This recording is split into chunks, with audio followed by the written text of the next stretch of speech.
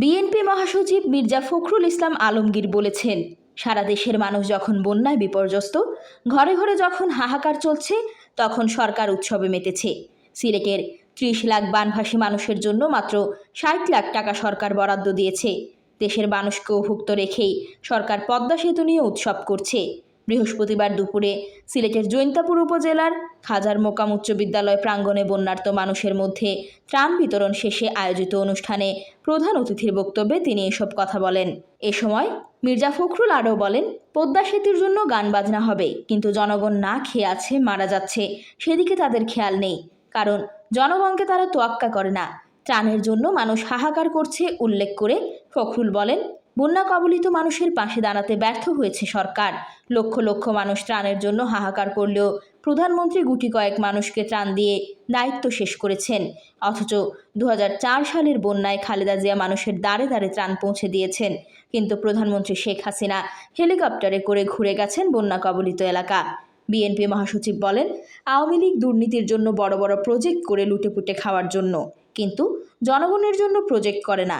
শেয়ালের কাছে যেমন মুরগি দেওয়া যায় না, তেমনি শেখ হাসিনার হাতে নির্বাচনের দায়িত্ব দেওয়া যায় না। তাই তত্ত্বাবধায়ক সরকারের অধীন ছাড়া বিএনপি কোনো নির্বাচনে অংশ নেবে না। জনগণের ভোটের অধিকার ফেরাতে এই সরকারকে রুখে দেওয়ার জন্য আন্দোলনের প্রস্তুতি নেওয়ার জন্য নেতাকর্মীদের প্রতি আহ্বান জানান মির্জা ফখরুল। এ সময় আরও উপস্থিত ছিলেন বিএনপির স্থায়ী কমিটির সদস্য ইকবাল হাসান মাহমুদ টুকু। এর আগে ত্রাণ বিতরণে বৃহস্পতিবার সকালে বন্যা দুর্গত সিলেটে এসে পৌঁছান বিএনপি মহাসচিব মির্জা ফখরুল ইসলাম আলমগীর।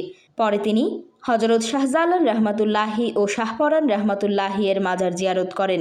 এরপর সিলেট জেলা বিএনপির উদ্যোগে ত্রাণ বিতরণ কার্যক্রমে অংশগ্রহণের জন্য জৈন্তাপুর উপজেলায় যান। সেখানে স্থানীয় খাজার মোকাম উচ্চ বিদ্যালয় প্রাঙ্গণে বন্যার্ত অসহায় মানুষের মাঝে ত্রাণ সামগ্রী বিতরণ করেন। এ সময় উপস্থিত ছিলেন সিলেট জেলা বিএনপির সভাপতি আব্দুল কাইয়ুম চৌধুরী, সাধারণ সম্পাদক ইমরান আহমদ চৌধুরী সহ বিএনপি ও অঙ্গ সংগঠনের নেতাকর্মী।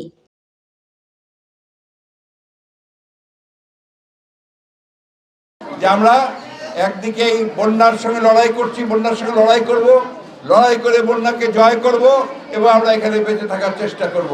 অন্যদিকে আমাদের অধিকারগুলোকে আদায় করার জন্য আমরা একই সঙ্গে একজোট হয়ে আমরা আওয়াজ তুলব যে আমাদের ভোটের অধিকার ফেরত চাই, আমাদের নির্বাচন চাই।